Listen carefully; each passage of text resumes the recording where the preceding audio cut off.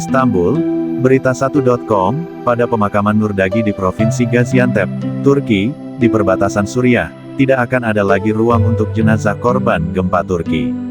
Seperti dikutip dari The Guardian, Jumat tanggal 10 Februari tahun 2023, kuburan yang baru digali ditandai dengan nisan kosong, hanya potongan kain robek yang dikumpulkan dari pakaian korban untuk mengidentifikasi mereka.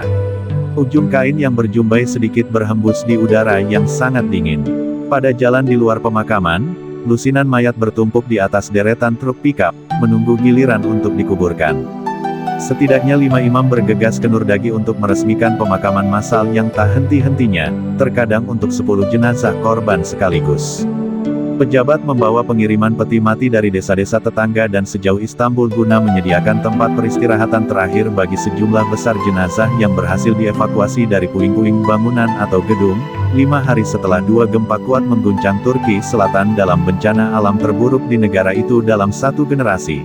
Jumlah korban tewas telah melampaui 21.000 jiwa dan Nurdagi serta kota-kota di seluruh Turki Selatan dan Suriah Utara menjadi pemandangan tingkat kehancuran pada level apokaliptik. 40% orang yang tinggal di kota ini bisa hilang, kata Sadik Gunes, seorang imam di Nurdagi. Rumahnya berada di sebelah masjid, yang kini runtuh. Tanpa ada tempat untuk salat, pemakaman massal di Nurdagi dan bagian selatan Turki lainnya harus digelar di luar ruangan. Saya sudah kehilangan hitungan mayat yang telah kami kubur sejak Senin, kata Gunes. Kami membangun perluasan kuburan, masih ada orang di bawah puing-puing. Kami akan mengubur yang itu juga setelah mereka pulih. Kami menguburkan jenazah bahkan larut malam dengan bantuan warga yang datang membantu kami. Sambil menunggu kedatangan dokter forensik dan jaksa penuntut, penduduk beberapa kota di Turki menumpuk jenazah di stadion atau di tempat parkir untuk memberikan kesempatan kepada kerabat untuk segera mengidentifikasi orang yang mereka cintai sebelum dikeluarkan akta kematian. Di Kahramanmaras, pekerja darurat terus menyisir reruntuhan, seringkali hanya menemukan bagian tubuh. Seorang pekerja darurat menggambarkan bagaimana dia mencoba mengidentifikasi lengan yang terputus, menunjukkannya kepada keluarga yang berduka dengan harapan menggunakan warna cat kuku yang tersisa untuk memberi nama kepada almarhum. Disinilah saya tinggal, kata Sadi ucar sambil menunjuk rumahnya yang rusak.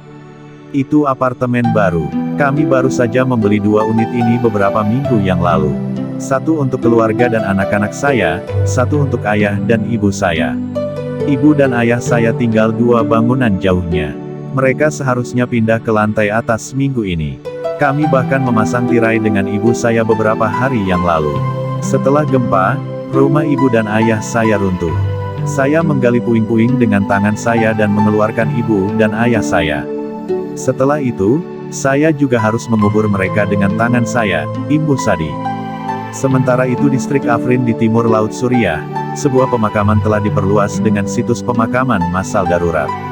Di kota Osmaniye, Turki Selatan, sebuah kuburan kehabisan ruang, sementara di luar Kahramanmaras, dekat epicentrum gempa, sebuah kuburan darurat dipenuhi dengan begitu banyak mayat sehingga papan kayu dan balok beton yang dikumpulkan dari puing-puing harus berfungsi sebagai